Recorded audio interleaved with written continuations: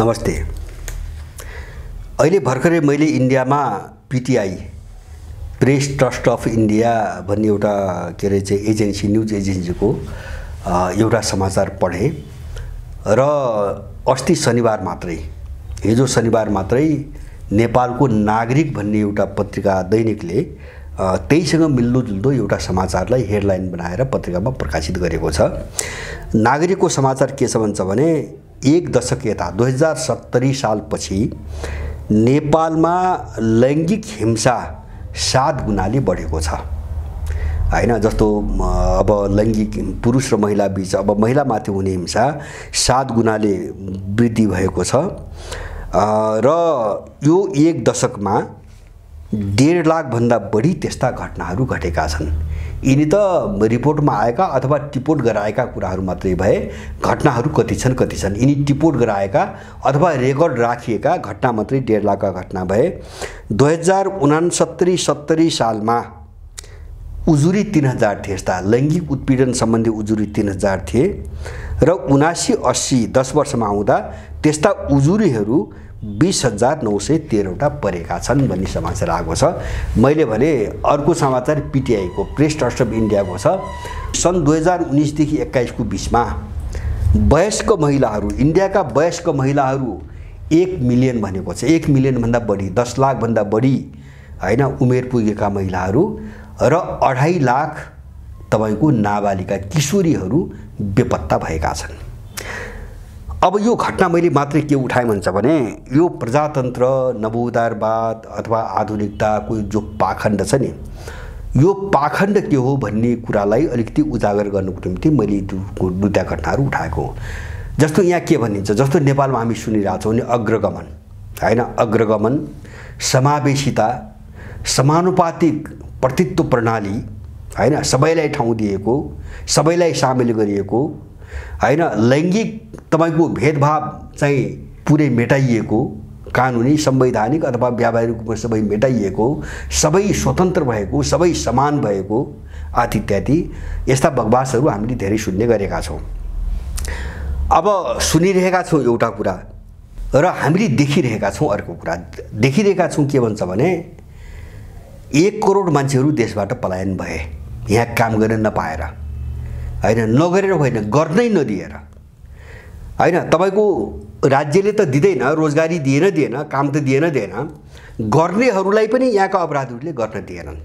जस्तो तपाईँ केही गर्नु खोज्नुहोस्, इनका झोले कुण्डले मण्डले चन्दा भन्ने, त्यसपछि मारधाट यताउति हैन, अनि प्रशासन राज्यबाट हुने असहयोगहरू, अप्ठ्याराहरू, बाधाहरू हैन, यसरी चाहिँ एउटा जालु बिछाएका छन् कि गर्न सक्ने मान्छे पनि निरुत्साहित होस् र आर्थिक गतिविधि नगरोस् हैन। यो एउटा विदेशी डिजाइनमा नेपालभरि सधैँभरि यही हुँदै आएको छ। त्यसकारणले जस्तो मैले भने यहाँको मान्छे देशमै बस्न पाइरहेको छैन, 1 करोडभन्दा बढी मान्छे बाहिर गयो। अब लैङ्गिक कुराहरू छौँ, यहाँ चाहिँ महिलाहरू स्वतन्त्र भए भन्छन् हैन। यत्रो एनजिओ आइएनजिओ लागेको छ। पश्चिमी साम्राज्यवादका 40 वर्षदेखि एनजिओ आइएनजिओको धन्दै छ हैन। महिला स्वतन्त्रता, लैङ्गिक समानताको नाममा धन्दा चलेको छ। तर समाचार के आउँछन् रिपोर्ट, लैङ्गिक हिंसामा 7 गुणाले वृद्धि भएको छ हैन। पहिलेको भन्दा, जसलाई यिनले सामन्तवादी चाहिँ सामाजिक सम्बन्ध भन्थे हैन, पितृसत्तावादी पुरुषवादी महिलाहरूलाई गुलाम बनाएर यातना दिएर राखेको भन्थे, यिनका सारा बकवासहरू हामीले सुन्दै आएका थियौँ। अब महिलामाथिको उत्पीडन बढ्दै गएको छ हैन। तपाईँ हिजोको तुलनामा अहिले प्रचार प्रसार अथवा चाहिँ होहल्लाकै चाहिँ आँकडा हेर्ने हो बाहिर भने कथित दलितहरूमाथिको भेदभाव बढ्दै गएको छ हैन। जस्तो अहिले काठमाडौँमा चाहिँ अब यो चाहिँ हाम्रा केही समुदायहरूमाथि कसैले लक्षित गरेर, व्यवहारको सम्बन्धमा लक्षित गरेर बोलेका कुराहरू लिएर चाहिँ तपाईँको यहाँ विरोध भइरहेको छ, प्रतिरोध भइरहेको छ। मैले भन्न खोजेँ असमानता, अत्याचार र यस्ता भेदभावहरूका आँकडा झनपछि झन बढ्दै गएका छन्, झनपछि झन बढ्दै गएका छन् हैन। जस्तो गरिबी बढ्ने, मान्छेको बेरोजगारी बढ्ने, मान्छे देशमा बस्न नपाउने अथवा शोषण उत्पीडन बढ्ने, यी मृत्युब्याजीको देख्नुभयो नि हैन। अब नाङ्गो रूपमा डकैती जे पनि गर्न पाउने, जति पनि लुट्न पाउने, जसले सक्यो उसले जे पनि गर्न पाउने, सारा व्यथित भ्रष्टाचारका चाहिँ कथाहरू देख्छौँ। कोही दण्डित नहुने हैन, जसले अपराध गर्यो त्यो बिल्कुल उन्मुक्त छ।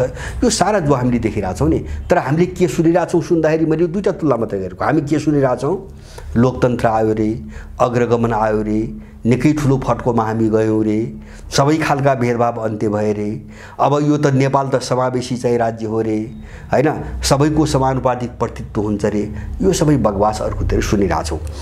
त किन चाहिँ यो विरोधाभासपूर्ण अथवा विपरीत खालको चाहिँ तस्बिर हामीले देखिरहेछौँ?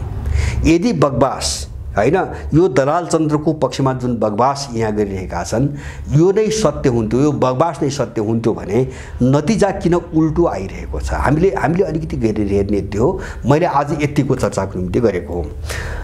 अब यस्तो किन आउँछ भन्छ भने, सार त के हुन्छ भने हिजो हामीसँग जो समाज व्यवस्था थियो जसलाई विदेशी दलालले सामन्तवादी भनेर हैन एउटा न्यारेटिभ खडा गर्न खोज्यो, जसलाई पुरातनपन्थी भनेर एउटा चाहिँ आख्यान बनाउन खोज्यो, त्यो अहिलेको यिनीहरूको आपराधिक व्यवस्था, आपराधिक सिद्धान्त भन्दा धेरै राम्रो थियो। हो, केही मूल्यमान नेता समाजमा त्यो पनि मलाई लाग्छ त्यो इन्डियनहरूको प्रभाव, इन्डियन कल्चरको प्रभाव हो, नेपालको होइन त्यो हैन। जस्तो महिलाहरूमाथि केही बार बन्देज, मैले त्यसलाई उत्पीडन दमन भन्दैन, केही बार बन्देज जस्तो घुमफिरमा बार बन्देज आदि इत्यादि थिए, तर उनीहरू बिल्कुल सुरक्षित थिए र सम्मानित थिए। हिजोका महिलाहरू एकदमै सुरक्षित थिए र सम्मानित थिए तर नियन्त्रित थिए। फरक त्यो। आजको यिनी दलालहरूले भनेको, यिनको मालिकले भनेको महिला यति असुरक्षित भयो, असुरक्षित महिला कि यति स्वच्छन्द भयो कि त्यो मान्छे भन्न, सामाजिक मान्छे भन्न नै लायक अब रहेन। त्यहीबाट आइरहेछ समस्या। किन भन्छ भने यिनले लैङ्गिक समानताको नाममा यिनले महिलालाई बजारमा पुर्याए हैन। मैले एकपटक यहाँहरूलाई भनेको थिएँ, जस्तो महिलाहरूलाई जो नङ्ग्याउने एउटा अभियान हैन, लैङ्गिक समानताको नाममा अथवा चाहिँ समावेशिताको ब्यानर धेरै खालका खडा गरिएका छन्, तर अभियान हो चाहिँ स्वच्छन्द महिला बनाउने, एउटा मर्यादित र चाहिँ तपाईँको एउटा सम्मानित महिला होइन कि यसलाई स्वच्छन्द बनाएर तपाईँको बजारमा ल्याइदिने हैन। जस्तो बजारमा आएको एउटा माल, जस्तो नवउदारवाद भन्छौँ नि हामीले, नवउदारवादको एउटा सिद्धान्त के हुन्छ भने हर चिज भनेको तपाईँको स्रोत साधन हैन, अथवा राजनीति अथवा सत्ता, कुर्सी, धर्म, संस्कृति, जति हामी देख्छौँ, मान्छेको शरीर जति देख्छौँ नि, जति चिज हामी देख्छौँ र सुन्छौँ, सबै चिजलाई नाफा आर्जन गर्ने एउटा हतियारको रूपमा प्रयोग गरेर नवउदारवाद भनेको यति हो। हर चिजलाई फाइदाको निम्ति प्रयोग गरेर, भोगको निम्ति प्रयोग गरेर, त्यसबाट बढीभन्दा बढी पैसा कसरी कमाइन्छ त्यसको निम्ति उपयोग गरेर, बस। अब त्यसले नै महिलाहरूमाथि उत्पीडन बढाइरहेछ अहिले हैन। किन महिलाहरू अब चाहिँ तपाईँको पैसा कमाउने चाहिँ माध्यम बनेपछि, हतियारको रूपमा परिणत भएपछि, एनजिओ आइएनजिओले त्यो रूपमा परिणत गरिसकेपछि अब महिलाहरूप्रति जुन सम्मानको भावना थियो नि हिजो हैन, जुन सम्मानको भावना थियो अथवा उनको जुन सुरक्षाको ग्यारेन्टी थियो, ती सबै पर्खालहरू टुटे, सीमाहरू टुटे। ऊ अहिले नेपालको महिला बजारमा छ, बजारको माल हो।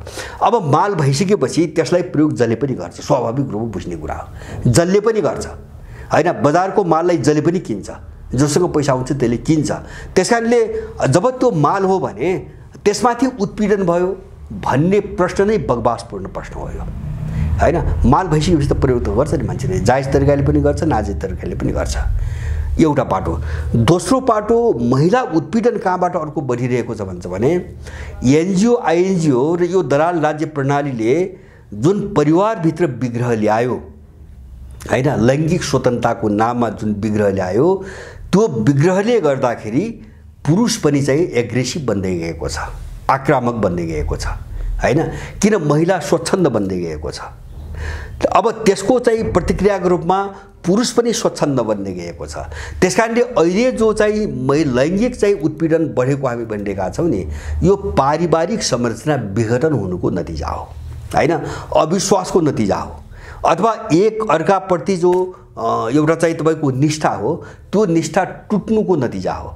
त्यसकारण यो नवउदारवादको फल हो। यो हैन, जसलाई हामी राज्य प्रणालीमा लोकतन्त्र भनिरहेका छौँ। यो विदेशीहरूका जस्तो अहिले संसारभरि बहस छ नि, यो पश्चिमा यो दानव यो पैसाचिक चाहिँ तपाईँको समाज जो छ नि, पैसाचिक समाज, यो त कस्तो छ भन्छ भने अहिले संसारभरि जस्तो अफ्रिका, ल्याटिन अमेरिका, एसियाका कैयौँ देशहरूमा दबाब, यिनको दबाब युरोपियन अमेरिकनको दबाब कहाँ छ? एलजीबीटी के भनेर भन्छ नि, यो चाहिँ तपाईँको समलिङ्गीहरू, 4-5वटा समूह समलिङ्गीहरू अथवा चाहिँ तपाईँको तेस्रो लिङ्गीहरू आदि इत्यादि। अब यो अप्राकृतिक सम्बन्धलाई कानुनी मान्यता दिलाउनुको निम्ति उनीहरूले अफ्रिकाका कैयौँ देशलाई धम्काए, जस्तो कैयौँ देशहरूले खारेज गरे। अहिले चाहिँ तपाईँको टाउको उठाउनु पाउनु भएपछि जस्तो युगान्डा भयो, माली भयो, बुर्किना फासो, दक्षिण अफ्रिका लगायत सबै देशहरूमा हैन एलजीबीटी भन्ने चाहिँ उनीहरूलाई जस्तो एउटा प्राकृतिक सम्बन्ध जो महिला र पुरुषको बिचमा हुन्छ त्यही सरह मान्यता दिलाउने यिनको जो दबावका विरुद्धमा संसारभरि चाहिँ तपाईँको प्रतिरोध भयो र भर्खरै 4-5 दिन अगाडि रुसी संसदले पनि यो प्रस्ताव पारित गर्यो हैन। जस्तो समलिङ्गी, तेस्रो लिङ्गी, के लिङ्गी भन्छन् नि, अब यसलाई चाहिँ अपराधको चाहिँ तपाईँको दर्जामा राखेर रुसले पनि एउटा प्रस्ताव पारित गर्यो।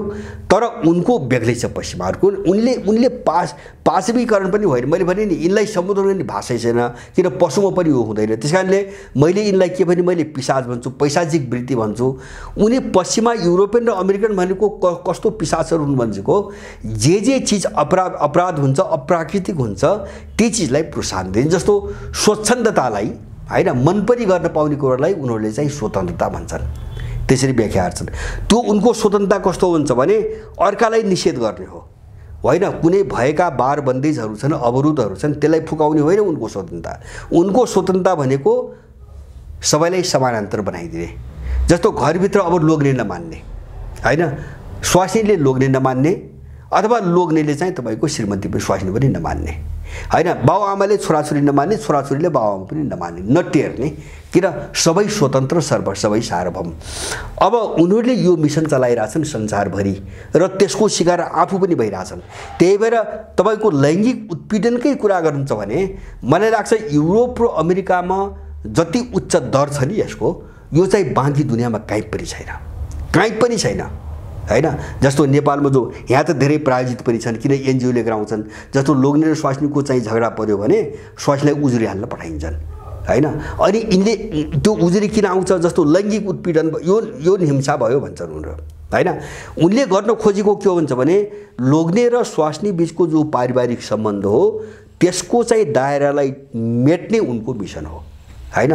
जस्तो गालीगलोच हुन्छ, घरभित्र त हुन्छ, झगडा हुन्छ हैन। कहिले पुरुषले अलिकति बदमासी गर्ला, कहिले महिलाले अलिकति बदमासी गर्ला, घरभित्र त हुन्छ। त्यसलाई लैङ्गिक हिंसा भन्ने अनि त्यसपछि त्यसलाई बजारमा पुर्याउने यो यस्तो थुप्रै यहाँ गरिरहेछन्, नियोजित रूपमा यहाँ गरिरहेछन्। अब नेपालमा जो समाचार आछ नि, अब अहिले चाहिँ 1-1.5 लाखको सङ्ख्यामा चाहिँ लैङ्गिक उत्पीडनका घटनाहरू चाहिँ गएको चाहिँ 1 दशकमा भन्ने आछ नि, यो त केही पनि होइन। पश्चिमाहरूको आँकडा हेर्नु भने केही पनि होइन। उहाँ त कस्तो छ भन्छ भने आज विवाह हैन, अलि अगाडिसम्म चाहिँ 2-4 घण्टा अगाडिसम्म प्रेम छ, अहिले विवाह छ, भोलि बिहान सम्बन्ध विच्छेद भन्ने कुरो चाहिँ तपाईँको पानी खाएको भन्दा सस्तो भइसक्यो हैन युरोप र अमेरिकामा। अनि त्यसपछि हिंसा, कुटपिट, हत्याका श्रृङ्खलाहरू पश्चिमामा हेर्नु भने मलाई लाग्छ महिलामाथिको अत्याचार त्यहाँ जति बढी छ नि त्यो स्तरमा संसारको कुनै पनि भागमा छैन।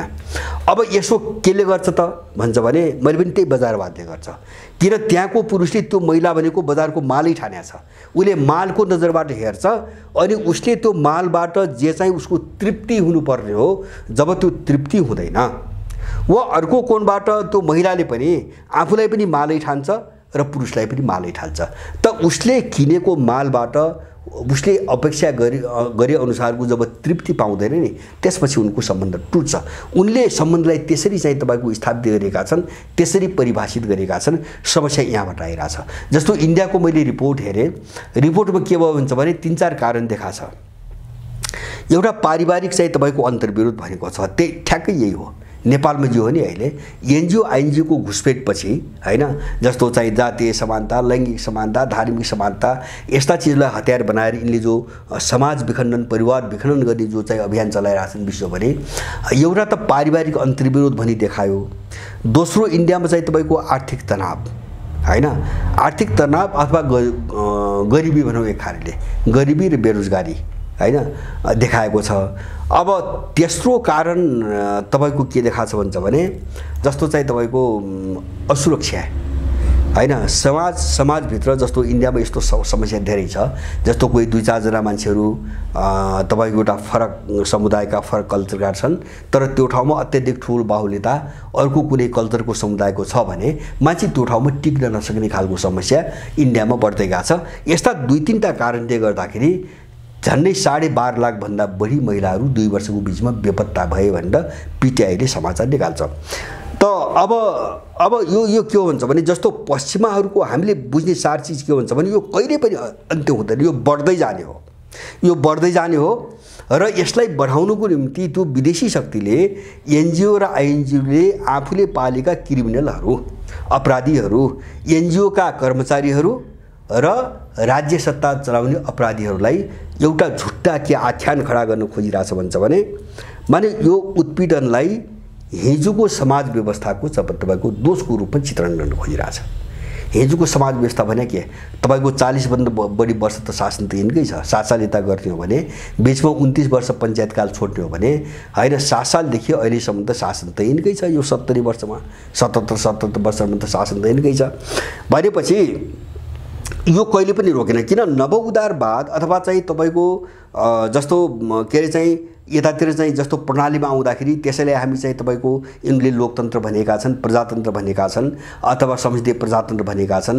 अर्थतन्त्रमा जाँदाखेरि खुला बजार अर्थतन्त्र, खुला बजार आर्थिक नीति भनेका छन्। समाज संस्कृतिमा जाँदाखेरि तपाईको के हुन्छ भने एउटा पहिचान भन्छन्, त्यो पनि निषेधमा आधारित पहिचान भने हामीले बुझेको एउटा सम्मानित हैन सबैको चाहिँ तपाईको अस्तित्वको एक्जिस्टेन्सको कुरा होइन कि हैन एकले अर्कालाई निषेध गर्ने खालको यिनको पहिचान समाजलाई त्यही गरी तपाईको भाड्न खोजिरहेका छन्। सबैतिर यिनको के छ भन्छ भने निषेध, एकअर्कालाई निषेध, एउटा थोट एकअर्कालाई निषेध, पुरुषले चाहिँ महिलालाई निषेध, महिलाले पुरुषलाई निषेध, एउटा समुदायले अर्कोलाई निषेध, एउटा कल्चरले अर्कालाई निषेध, एउटा कथित धर्मले अर्कालाई निषेध हैन। जस्तो दलहरूभित्र एउटा दलले अर्कालाई निषेध, एउटा त निषेधको सिद्धान्त यिनीहरूको पश्चिमाहरूको। र दोस्रो चाहिँ मैले अघि नै भने त्यो धेरै महत्त्वपूर्ण छ। हर चिजलाई बजारसँग चाहिँ तपाईको व्याख्या गरेर बजारवादमा लगेर व्याख्या गरेर हर चिजलाई मालको रूपमा व्याख्या गरेर त्यसबाट नाफा भनेपछि जस्तो आर्थिक नाफा पनि भयो हैन, भोग पनि भयो हैन, भोग पनि भयो हैन, मोज मस्ती पनि भयो, कसरी त्यसको हतियारको निम्ति प्रयोग गर्ने भन्ने उनको जो सिद्धान्त छ त्यसको नतिजा हो यो। र यो बढ्दै जान्छ। यो अन्त्य किन हुँदैन भन्छ भने यसको चाहिँ मूल यसको जो मूल हो, जो मुहान हो नि, त्यो मुहानै त्यो सिद्धान्तमा छ, नवउदारवादमा छ हैन। जस्तो मैले पहिले यहाँहरूलाई भनेको छु, जस्तो यहाँ भ्रष्टाचारका कुरा उठ्छन् त भ्रष्टाचारका कुरा गर्नेहरूले हैन जसले भ्रष्टाचारका कुरा गर्छन् नि, अब यसमा 2 खालका मान्छेहरू छन्। एक खालका चाहिँ भ्रष्टाचार कहाँबाट भइरहेछ कुरा नबुझ्नेहरू छन्। अर्को थरी के छन्, ती साम्राज्यवादका दलाल छन् जसले भ्रष्टाचारको मूललाई ढाकछुप गरेर त्यसलाई चाहिँ तपाईको त्यसको उत्पत्तिसँग जोडेर चाहिँ अब व्याख्या गरिरहेका छन्। जस्तो यिनले काम भन्छन् भ्रष्टाचार हैन जस्तो दलले गरे भन्छ हैन, यो व्यक्तिले गर्यो भन्छ, त्यो व्यक्ति गर्ने मान्छेले हो। तर हामी यसको अर्को पाटो हेरौँ, राज्यले यो नियन्त्रण किन गर्दैन त, किन सक्दैन, महत्त्वपूर्ण पाटो यहाँ चाहिँ बहस भइरहेको छैन। भ्रष्टाचार व्यक्तिले गर्यो, पार्टीले गर्यो हैन, तर त्यो नियन्त्रण राज्यले किन गर्दैन त हैन, महत्त्वपूर्ण पाटो हो हैन। जस्तो 48 सालदेखि बेलगाम यत्र भ्रष्टाचार भइरहेछन्, किन कसैमाथि कारबाही हुन्न। कारबाही नहुने मात्रै हैन, त्यो साम्राज्यवादले छानी यिनै अपराधीहरूलाई सत्तामा ल्याउँदै बसाएर ल्याछ। कोही राम्रो मान्छे त आएको त छैन, त्यही भ्रष्टाचारी ल्याइरहेछ। जस्तो गिरिजा ल्यायो, ओली ल्यायो, त्यसपछि पुष्पन ल्यायो, बाबुराम ल्यायो, शेरबहादुर ल्यायो हैन, आदि इत्यादि, माधव नेपाल ल्यायो, घुमिफिरी गरेर यिनकै चक्करमा घुमाइरहेछ। किन त यिनी व्यक्ति नै अन्तिम कारण, भ्रष्टाचारका मूल कारण अन्तिम कारण यिनै हुन्थे भने यिनी दण्डित किन भएनन्, यिनी सम्मानित किन भए हैन। यो गलत कुरा हो। त्यसकारणले भ्रष्टाचार कहाँ छ भन्छ भने नवउदारवाद हैन, जसलाई नवउदारवादी चाहिँ सिद्धान्त भन्छन् यिनीहरू हैन, त्यसैलाई जो प्रजातन्त्र भनिरहेका छन्, भ्रष्टाचार त्यहाँ छ। मैले भने नि त्यसको सिद्धान्तले के भन्छ, हर चिजलाई फाइदा भोग विलास र नाफा आर्जन गर्ने एउटा साधनको रूपमा प्रयोग गर भनेर त्यो सिद्धान्तले जब भन्छ भने भ्रष्टाचार नियन्त्रण कसले गर्छ? व्यक्तिले गर्छ हैन। जब व्यवस्थाले त्यो सिद्धान्त समातिरहेको छ, त्यही सिद्धान्तमा हिँडिरहेको छ, माने व्यवस्था नै करप्टेड छ, व्यवस्था नै भ्रष्टाचारी छ भने भ्रष्टाचार नियन्त्रण कसरी हुन्छ हैन? त्यही हो कारण। जस्तो मुख्य शासकहरू कहिले पनि दण्डित नहुनुको कारण त्यही हो, किनभने त्यो त गराइराख्नु पर्यो नि हैन। राज्य सञ्चालकहरूलाई भ्रष्टाचार त गराइराख्नु पर्यो, त्यसको मुहान त सुक्नु। यिनले त्यो सिद्धान्त बोकेका छन्, भ्रष्टाचार गराइरहेका छन्, गर्न दिइरहेका छन्, र त विदेशीले पनि लुटिरहेको छ यहाँ हैन। अब भ्रष्टाचारको त्यो मुहान बन्द गरिदिनु भने विदेशी लुट पनि रोकिन्छ। यहाँ भ्रष्टाचार यहाँ रोकिने मात्रै हैन, विदेशी लुट पनि रोकिन्छ। उसले पनि भ्रष्टाचार गरिरहेको छ। यहाँ यी एनसेलका यत्रा काण्ड देखिरहेछौँ हैन। 62 अर्ब तिर्नुपर्ने नेपाललाई कर, यिनले घुस खाएर तपाईँको 28 अर्बमा झारेका घटनाहरू पनि हामीले देख्यौँ हैन। विदेशीले पनि लुटिरहेछ, यहाँकोले पनि लुटिरहेछ। किन? सबैको साझा सिद्धान्त के हुन्छ भने लुट्ने नै हो। यही कोणबाट आइरहेको छ लैङ्गिक हिंसा, लैङ्गिक उत्पीडन। त्यस कारणले यो रोकिने सम्भावनै छैन, कुनै हालतमा रोकिन्न जबसम्म चाहिँ हामी हैन हाम्रा जो पारिवारिक मूल्य हुन् पहिलेदेखि हाम्रो समाजले मानिआएका हैन, हाम्रो समाजले मानिआएका भनेको एउटा परिवार अथवा समाजभित्रका जुन सामाजिक सम्बन्धहरू हुन्, जुन मूल्यहरू हुन्, मान्यताहरू हुन्, र एक अर्कोलाई सम्मान गर्ने जुन चाहिँ तपाईँको एउटा चाहिँ आचार विचारहरू हुन्, यो बाटोमा हामी नगएसम्म यो समस्या हल हुँदैन। इन्डियाको होस् कि नेपालको, संसारभरि यही समस्या हो। हामीले यो नवोदारवाद नामको यो विदेशी दलाल तन्त्र, यो व्यवस्थालाई कसरी चाहिँ तपाईँको मेट्ने हाम्रो सवाल यति मात्रै हो, चासो यति मात्रै हो, जसले यो चिजलाई गुपचुप राखेर हैन भ्रष्टाचार व्यक्तिमा मात्रै व्यक्तिमा गर्ने त व्यक्ति हो, तर मात्रै व्यक्ति, सम्पूर्ण कारण त्यही व्यक्ति भन्ने देखाइरहेका छन्। जस्तो सडकमा हामी देख्छौँ नौटङ्की गर्नेहरू, यिनी स्वयं भ्रष्टाचारी हुन्, यिनी स्वयं भ्रष्टाचारी हुन्। त्यसकारण यिनीहरूले भ्रष्ट व्यवस्था जोगाउन चाहन्छन्, र भ्रष्ट व्यवस्था जोगाउनुको निम्ति, त्यो नवोदारवादी भ्रष्ट विचारधारा जोगाउनुको निम्ति यिनले भ्रष्टाचारको सबै दोष व्यक्तिमा मात्रै केन्द्रित गरेर बसेका छन्। यस्तो हवा चाहिँ पिट्न खोजिरहेका छन् जो बिल्कुल षड्यन्त्रमा आधारित हो। किन भन्छ भने व्यवस्थै गयो भने त यिनी नक्कली मयूर छन् नि, यिनी सडकमा देखिने नक्कली मयूर, भ्रष्टाचारको विरोध गर्ने, यिनलाई पनि भोलि लुट्ने त ठाउँ त बन्द हुन्छ हैन। यिनको मिसन पनि त्यही हो। त्यसकारणले यिनले नवोदारवादमा यो समस्या छ, यो आधुनिकतावादमा यो समस्या छ, यो विदेशीले दान दिएको बक्सिस दिएको यो व्यवस्था तन्त्रमा यो समस्या छ, यसका मूल्य मान्यतामा समस्या छ भन्ने कुरा यिनीहरूले नगर्नुको कारण के हो त भन्छ भने उनी पनि त्यही गर्न चाहन्छन्, र यहाँ व्यक्तिलाई दोष दिएर आफू चाहिँ चोखो रहेको जस्तो देखाउन चाहन्छन्। हामीले लैङ्गिक हिंसा अथवा चाहिँ वर्गीय उत्पीडन अथवा सामाजिक उत्पीडन, समाजमा मिल्छ उत्पीडन, यो सबैलाई कहाँ हेर्ने हो भन्छ भने सिङ्गो समाज व्यवस्था र राज्य व्यवस्था जुन सिद्धान्तले परिचालन गरेको छ, चलाएको छ, त्यसको जरोमै गएर हामी हेर्नुपर्छ। र महिलाहरूले पनि बुझ्नुपर्ने के हो भन्छ भने यो एनजिओहरूको चाहिँ प्रभावमा आएर जसरी यहाँका मान्छेहरू बहकिए नि, त्यहाँ काम गर्ने कर्मचारीहरू त छुट्टै कुरा हो, उनलाई त त्यसले पालेको छ, तलब दिएको छ, खुवाएको छ, त्यो अपराध गर्नकै निम्ति त्यसले परिचालन गरिदिनु पैसामा राखेर। तर जो शिकार भए उनीहरूले बुझ्न एकदमै जरुरी छ, एकदमै जरुरी छ। यो चाहिँ तपाईँको जन्जालबाट हामी मुक्त नहुँदासम्म र हामीले आफूलाई एनजिओ आइएनजिओ प्रणालीबाट बाहिर नल्याउँदासम्म हामी यो उत्पीडनबाट मुक्त हुने त छोड्दौँ, झन् पछि झन् यसको शिकार बन्दै जाने र पछिल्लो कालमा भइरहेको छ नि, जस्तो हत्याका थुप्रै घटनाहरू घटे। जस्तो 40-50 वर्ष अगाडि महिलाको हत्या भएको हामीले कुरै सुन्दैन थियौँ हैन। महिलाको हत्या भएको कुरा कहीँ पनि सुनिँदैन थियो, त्यो अनौठो हुन्थ्यो, दुर्लभ मात्रै होइन असम्भव जस्तै थियो।